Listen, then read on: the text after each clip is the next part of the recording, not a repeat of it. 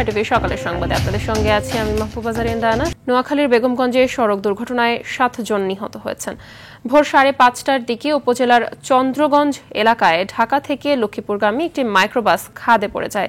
এতে ঘটনাস্থলেই 6 জন নিহত হন। তাৎক্ষণিকভাবে নিহতদের পরিচয় জানা না গেলেও তারা সবাই ওমান প্রবাসী এক ব্যক্তিকে আনতে ঢাকায় গিয়েছিলেন। ঢাকা থেকে ফেরার পথে দুর্ঘটনা ঘটে বলে জানা গেছে।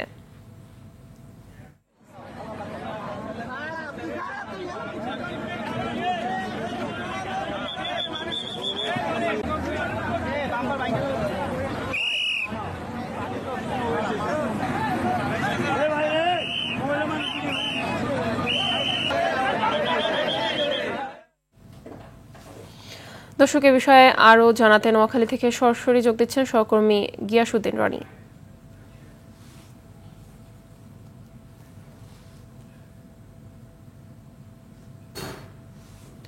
রনি, দুর্ঘটনায় হতাহতদের পরিচয় পাওয়া গেছে কিনা বিস্তারিত জানাবেন।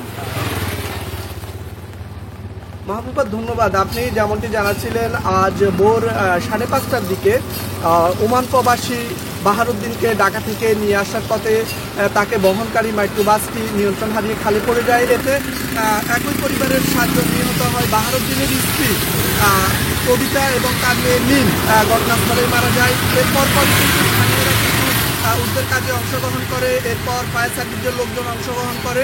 এই অংশগ্রহণ শেষে উদ্ধার কাজ শেষে কিন্তু তাদেরকে নোয়াখালী জেনারেল হাসপাতাল এবং বেগমগঞ্জ উপজেলা স্বাস্থ্য কমপ্লেক্সে নিয়ে যাওয়া হয়। মৃতদেহ বর্তমানে সেখানেই রাখা রয়েছে, সেখানেই রাখা আছে। আর আমরা যেটা স্থানীয়ভাবে জানতে পেরেছি যে যারা এই দুর্ঘটনার কবলে পড়েছে তারা হচ্ছে লক্ষ্মীপুর জেলার হাজিপাড়া ইউনিয়নের চৌপল্লী গ্রামের বাহারুদ্দিনের পরিবার। তিনি একজন ওমান প্রবাসী। আজকে তাকে নিয়ে আসার পথেই কিন্তু এই দুর্ঘটনা ঘটে। আর ঘটনার পরপরই কিন্তু আমি চন্দ্রগঞ্জ হাইওয়ে থানার ভারপ্রাপ্ত কর্মকর্তা মোবারক হোসেনের সাথে কথা বলেছি। তিনি আমাকে জানিয়েছেন যে প্রাথমিকভাবে তারা জানতে পেরেছেন এটি একটি প্রবাসী পরিবার। এছাড়া তাদের কাছে এখন পর্যন্ত আর তেমন কোনো বিস্তারিত তথ্য নেই। তারা খবর পেয়েই কিন্তু ঘটনাস্থলে চলে আসে। এরপর তারা নিহতদের পরিচয় পুরোপুরি নিশ্চিত করার জন্য তারা কিন্তু বিভিন্ন হাসপাতালে ছুটছে। এতে কিন্তু স্থানীয়দের মাঝেও কিন্তু এক ধরনের শোকের আবহ বিরাজ করছে। মাহবুবা, এ ছিল আমার কাছে দুর্ঘটনা নিয়ে সর্বশেষ। ধন্যবাদ আপনাকে। লালমনিরহাটে তিস্তার পানি কমে 11 সেন্টিমিটার নিচ দিয়ে প্রবাহিত হচ্ছে। তারপরও ভোগান্তি কমেনি নদী তীরবর্তী মানুষের। এতে সদর, আদিতমারি, কালীগঞ্জে এবং হাতীবান্ধায় 5,000-এর বেশি মানুষ পানিবন্দী হয়ে পড়েছে। দুর্গত এলাকার মানুষ বিশুদ্ধ পানি, শিশুদের খাবার, স্যানিটেশন সুবিধা এবং পশু খাদ্যের তীব্র সংকট দেখা দিয়েছে। কিছু যাতায়াত সড়ক ধসে পড়েছে এবং কৃষি জমি ও মাছ চাষে ক্ষতির আশঙ্কায় রয়েছেন স্থানীয়রা। যদিও গতকাল পানির চাপ নিয়ন্ত্রণে ডালিয়া ব্যারেজের 44টি জলকপাট খুলে দেওয়া হয়েছে।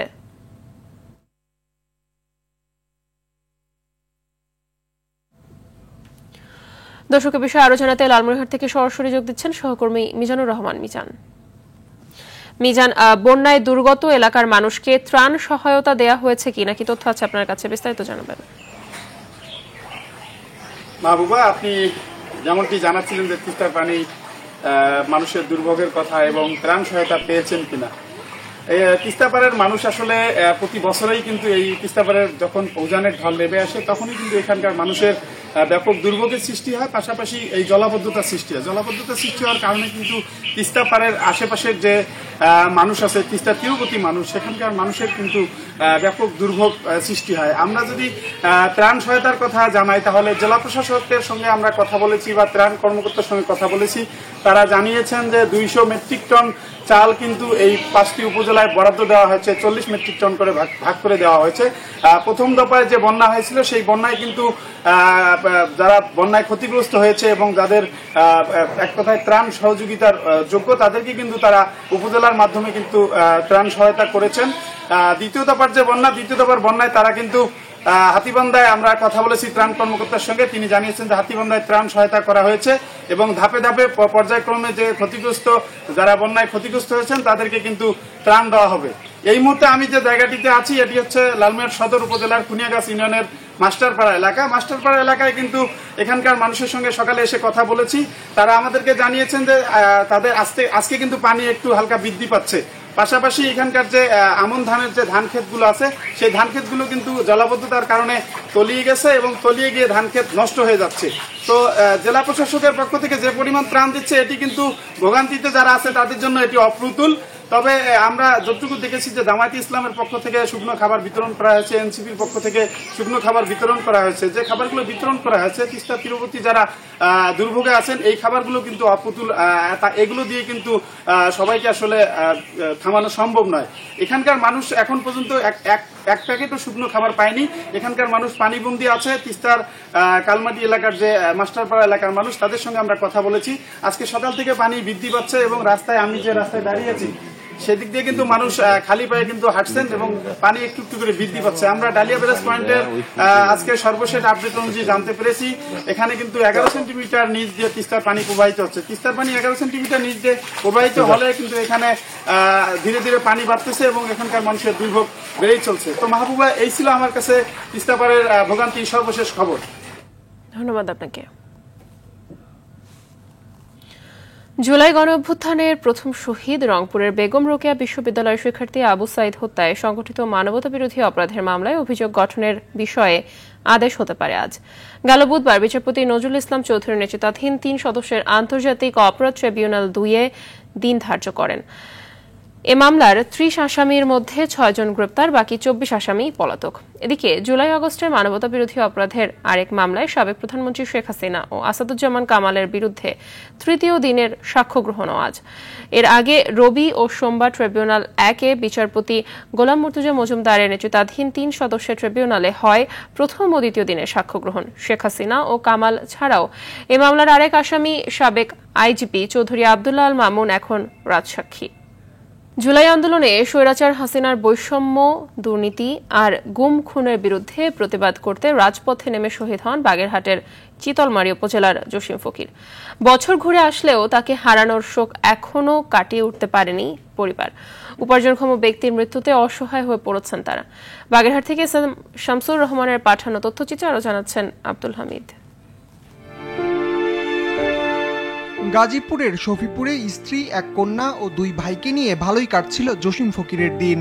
তবে জুলাই গণ অভ্যুত্থানে ছাত্র জনতার উপর হাসিনা সরকারের চালানো গণহত্যা দেখে শান্ত থাকতে পারেননি তিনি। পরিবারের শত বাধা সত্ত্বেও আন্দোলনের মাঠে ছুটে যান জসিম। প্রতিবাদী জসিমের মৃত্যু এখনো মেনে নিতে পারছে না পরিবার। নির্বিচারে তাকে হত্যার সুষ্ঠু বিচার চান তারা। মারা গেছে কোহানে কালিয়াকৈর হাসপাতালে। আমার বউ কেউ নাই, তো আমরা আপনজন কেউ নাই। বউ যে দেখে যে লাশ পড়িয়ে রয়েছে, তার কোনো জায়গা আমার ভালোভাবে দেখতেও দিল না, বুঝছেন, যে তার 7 তারিখে বৃহস্পতিবারে মাটি দিল। আমার আব্বু আমাকে অনেক ভালোবাসতো, অনেক আদর করতো, সবকিছু কিনে দিত, আমাকে স্কুলে নিয়ে যেত। বাবাকে যারা মেরে ফেলছে আমি তার বিচার চাই। আমি এখন ডাক্তার হতে চাই, আমার বাবার স্বপ্ন পূরণ করব। আমরা হসপিটালে যাওয়ার পরে ডাক্তার ওনরা মানে এমন করলো যে তাড়াতাড়ি নিয়ে যান, মানে নিয়ে আসতে ওনরা বাইসি করে, এরকম একটা আর কি কথা। আর বাবার স্বপ্ন যেন পূরণ হয়, সরকারের কাছে দাবি যে এমন কিছু করুক যাতে যেন আমার মেয়ে সুন্দরভাবে বাঁচতে পারে। দরিদ্র পরিবারটির পাশে দাঁড়াতে সবাইকে এগিয়ে আসার আহ্বান জানিয়েছেন স্থানীয় রাজনৈতিক নেতারা। আমরা গর্বিত চিতলমারিবাসী। এখানে শুয়ে আছে আমাদের যে জুলাই আগস্টে জসিম, আমাদের যুবদলের একটা রাজনৈতিক সহযোদ্ধা। আমরা তাদের পাশে সবসময় আছি, থাকবো। অকুতোভয় জসিমের বীরত্বে গর্বিত বাগেরহাটবাসী। যথাযথ শহীদি মর্যাদা দিয়ে তার পরিবারকে আর্থিক সহযোগিতার অনুরোধ জানিয়েছে এলাকাবাসী। আব্দুল হামিদ, RTV।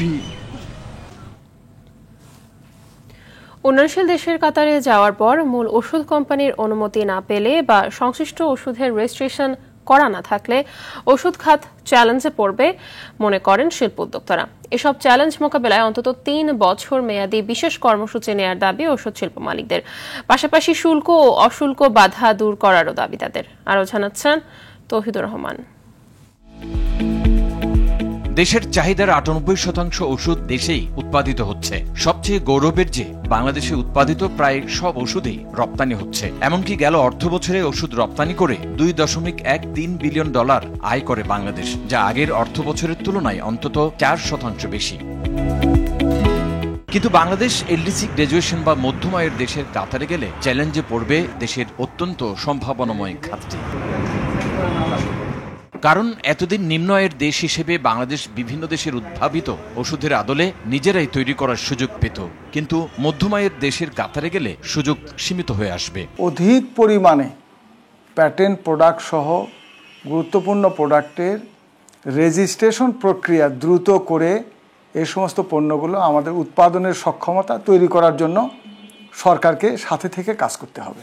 পরে আমাদের চ্যালেঞ্জটা হবে মোস্টলি নিউয়ার মলিকিউল যেগুলো আসবে, যেগুলো পেটেন্ট, আমাদের LDC graduation one of the condition যেটা আসবে সেটা হলো যে আমাদের পেটেন্ট কে রেসপেক্ট করতে হবে।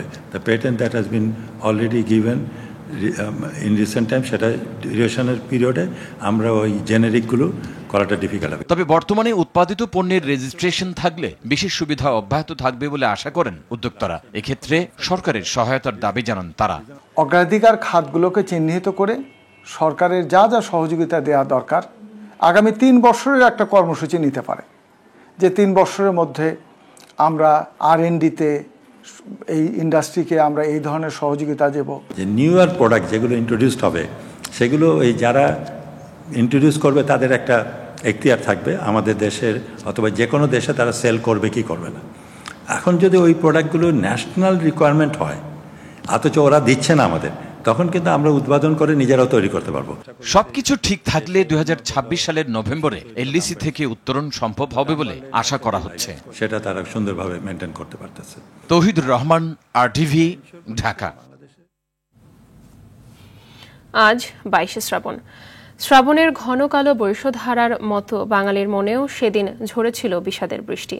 বাংলা ভাষার সর্বশ্রেষ্ঠ সাহিত্যিক কবিগুরু রবীন্দ্রনাথ ঠাকুর কলকাতার জোড়াসাঁকো ঠাকুর বাড়িতে শেষ নিঃশ্বাস ত্যাগ করেন। জীবনের শেষ প্রায় 1 বছর সময় তার কেটেছিল রোগশয্যায়। 1348 বঙ্গাব্দে 75 বছর বয়সে মারা যান তিনি। রবীন্দ্রনাথ ঠাকুরকে বাংলা ভাষার সর্বশ্রেষ্ঠ সাহিত্যিক মনে করা হয়।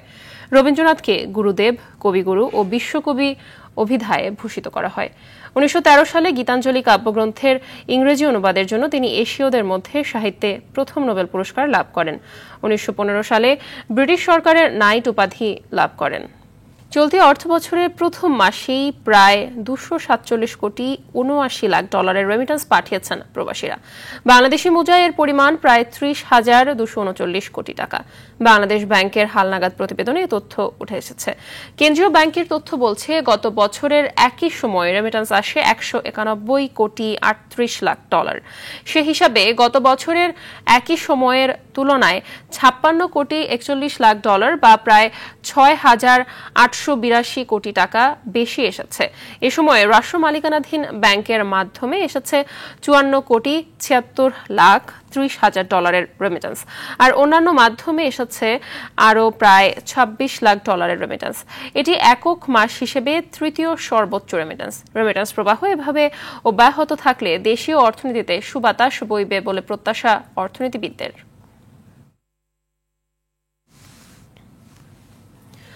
দীর্ঘ 3 বছরেও শেষ হয়নি যশোরের শার্শায় বেতনা নদীর ওপর নির্মাণাধীন সেতুর কাজ। সেতু নিয়ে মানুষের কাঙ্ক্ষিত স্বপ্ন এখন গলার কাটা হয়ে দাঁড়িয়েছে। নিত্য চলাচলে নানাবিধ সমস্যা ও ব্যবসা বাণিজ্যে চরম লোকসানের কবলে পড়েছেন 20 গ্রামের অর্ধলক্ষাধিক মানুষ। অতি দ্রুত সেতুটি দৃশ্যমান দেখতে চান তারা।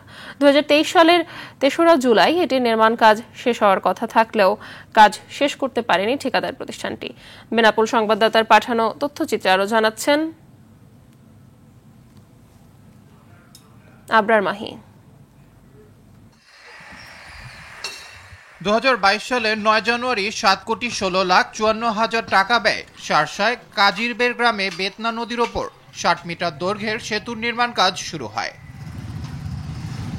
তবে ICL প্রাইভেট লিমিটেড নামে ঠিকাদারি প্রতিষ্ঠানটি সময়মতো কাজ শেষ না করায় চরম দুর্ভোগে পড়েছেন উপজেলার গাতিপাড়া, নিশ্চিন্তপুর, বাড়িপোতা, বাসাবাড়ি, কেরালখালী, বসন্তপুর ও গোরপাড়ার লক্ষাধিক মানুষ।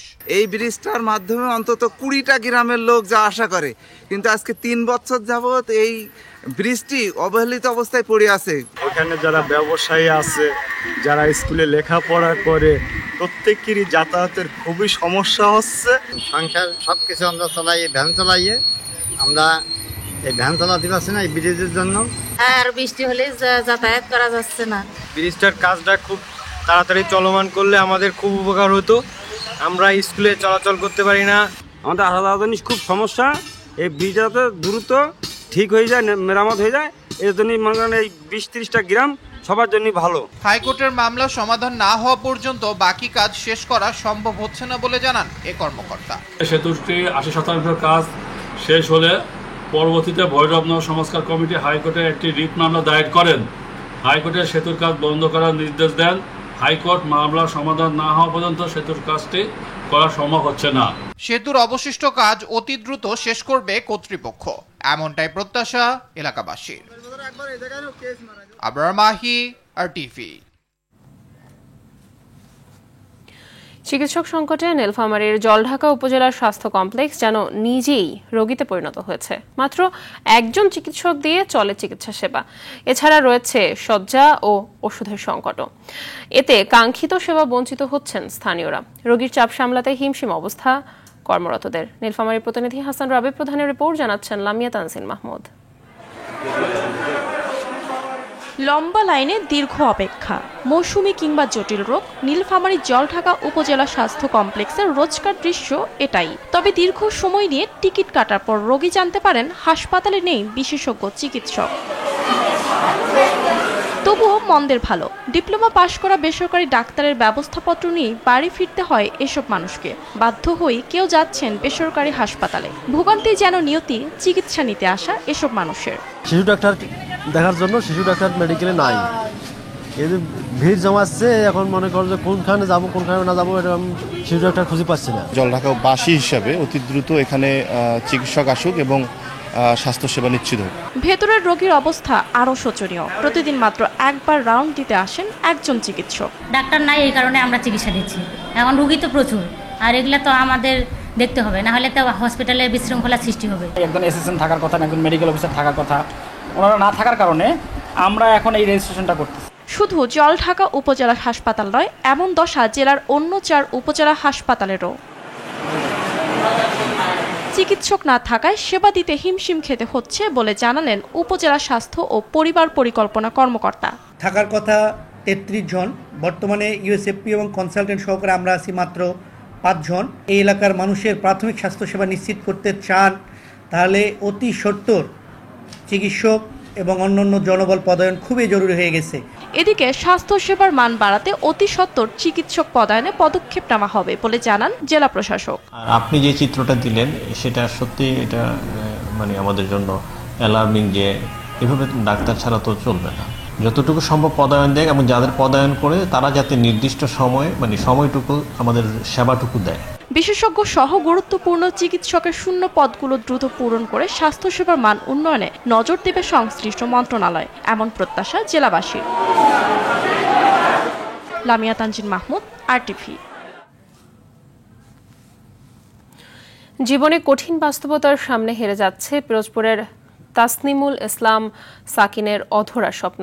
গ্রাফিক্স ডিজাইনার হবার প্রবল ইচ্ছাশক্তি থাকলেও শারীরিক প্রতিবন্ধকতায় থেমে গেছে তার স্বপ্নযাত্রা। পক্সে আক্রান্ত হয়ে এরই মধ্যে হারিয়েছেন হাঁটা চলার সক্ষমতা। তবে এখনই দমে যেতে চান না তিনি। সুস্থ হতে সবার সহযোগিতা চায় মেধাবী এই তরুণ। সৈয়দা মনিরা ইসলামের রিপোর্ট, সহায়তা করেছেন পিরোজপুর প্রতিনিধি শেখ রিয়াজ আহমেদ নাহিদ। মাত্র 1 মাস বয়সেই টাইফয়েডে আক্রান্ত হয়ে শারীরিকভাবে প্রতিবন্ধী হন পিরোজপুরের ভান্ডারিয়া উপজেলার গৌরীপুর ইউনিয়নের বাসিন্দা তাসনিমুল ইসলাম সাকিন। চিকিৎসা নেন সাভারের সিআরপিতে। অন্য 10 জনের মতো স্বাভাবিক জীবন না পেলেও স্রষ্টার প্রতি অভিযোগ না করে লড়াই চালিয়ে যান সাকিন। পড়াশোনার পাশাপাশি শেখেন কম্পিউটারের গ্রাফিক্স ডিজাইনের কাজ। জীবন সংগ্রামে যখন একটু আশার আলো দেখতে পান সাকিন, ঠিক তখনই আক্রান্ত হন পক্সে। মাত্র 21 বছর বয়সেই প্যারালাইজড হয়ে পড়ে তার পুরো শরীর। মেধাবী এই তরুণের পাশে দাঁড়াতে সরকার ও বিত্তবানদের এগিয়ে আসার আহ্বান জানিয়েছেন স্থানীয়রা। গ্রাফিক্সের কাজ শিখছে, এমনকি ওই জায়গা থেকে প্রায় কিছু ডলার আর্নও করছে। হঠাৎ করে ওর পক্স হয়, পক্স হওয়ার পরে ওর বাম সাইডটা যখন অবশ হয়ে যায় তখন ও আর কি ওই কাজটাও করা বন্ধ হয়ে যায়। যদি ওরে একটু সামনের দিকে ধাবিত করার জন্য কেউ পারফেক্টলি ওর পাশে থাকতো তাহলে হয়তো বা ভবিষ্যতে অনেক ভালো কিছু করতে পারতো। একজন আর দেয়া একটা রুমেই তারা এখন জীবনযাপন করতেছে। তার থাকার জন্য রাষ্ট্রের কাছে সে একটি ঘরের দাবি করছেন এবং তার চিকিৎসার দাবি জানাই রাষ্ট্রের কাছে। সন্তানের এমন করুণ অবস্থা মানতে পারছেন না মা। সাকিনকে সুস্থ করতে চান সবার আন্তরিক সহযোগিতা। 21 বছর বয়সে ওর পক্স হয়, পক্স হওয়ার পরে ওর এই বাম সাইড অবশ হয়ে যায়, তখন আর ও কোনো কাজ করতে পারে না। আমি চিকিৎসার জন্য অনেক দৌড়াদৌড়ি করছি, কিন্তু কোনো জায়গায় কোনো সাহায্য পাই না। একটা হুইল চেয়ার লাগে, ইলেকট্রিক হুইল চেয়ার ওর লাগে চিকিৎসা করা। 24 বছর বয়স, ও যদি এখন চিকিৎসা না করায় ও আর ভালো হবে না। সমাজের সমস্ত বিত্তবান লোকদের কাছে আমি বলি, ওর জন্য আপনারা সবাই একটু আগায় আসেন। সাকিনের পাশে থাকার কথা জানিয়েছে উপজেলা সমাজসেবা বিভাগ। আমরা প্রতিবন্ধীদের জন্য আমরা ঘর দিতে পারি, যদি এই ধরনের কোনো অপরচুনিটি আসে তাহলে আমরা বিষয়টা আপনাদের সকলের সহায়তা নিয়ে আমরা বিবেচনা করব। এছাড়া আমরা প্রতিবন্ধীদের লোন দিতে পারি, তো যদি লোনের বরাদ্দ আসে নতুন করে আমরা তার বিষয়টা বিবেচনা করব। সাকিনের মেধা আর মনোবলকে শক্তি যোগাতে প্রয়োজন সরকার ও বিত্তবানদের সহযোগিতা। সবাই এগিয়ে আসলে পূরণ হতে পারে সম্ভাবনাময় তরুণ সাকিনের স্বপ্ন। সৈয়দা মুনিরা ইসলাম, RTV। নারীদের অনূর্ধ্ব-20 এশিয়ান কাপ বাছাই পর্বের ম্যাচে স্বাগতিক লাওসের বিপক্ষে আজ মাঠে নামবে বাংলাদেশ। নিউ লাওস ন্যাশনাল স্টেডিয়ামে ম্যাচ শুরু বাংলাদেশ সময় সন্ধ্যা 6:30টায়। এইচ গ্রুপে নিজেদের প্রথম ম্যাচ সামনে রেখে ভিয়েন্তিয়ানে অনুশীলনে ঘাম ঝরিয়েছেন পিটার বাটলারের শিষ্যরা। শক্তিশালী প্রতিপক্ষের দুর্বলতাগুলো কাজে লাগিয়ে জয় নিয়ে বাছাই পর্ব শুরু করতে চান আফিদা সাগরিকারা। অনূর্ধ্ব-20 সাফ শিরোপা জয়ের পাশাপাশি সিনিয়র দলের এশিয়ান কাপের মূল পর্ব নিশ্চিত করা দলের বেশিরভাগ ফুটবলারই রয়েছে এই দলে। তাই এইচ গ্রুপে শক্তিশালী দল হিসেবেই মাঠে নামবে লাল সবুজের তরুণীরা। সকালে সংবাদ এ পর্যন্তই। মধ্যাহ্নে সংবাদ দুপুর 12টায় দেখার আমন্ত্রণ রইল। ধন্যবাদ সবাইকে।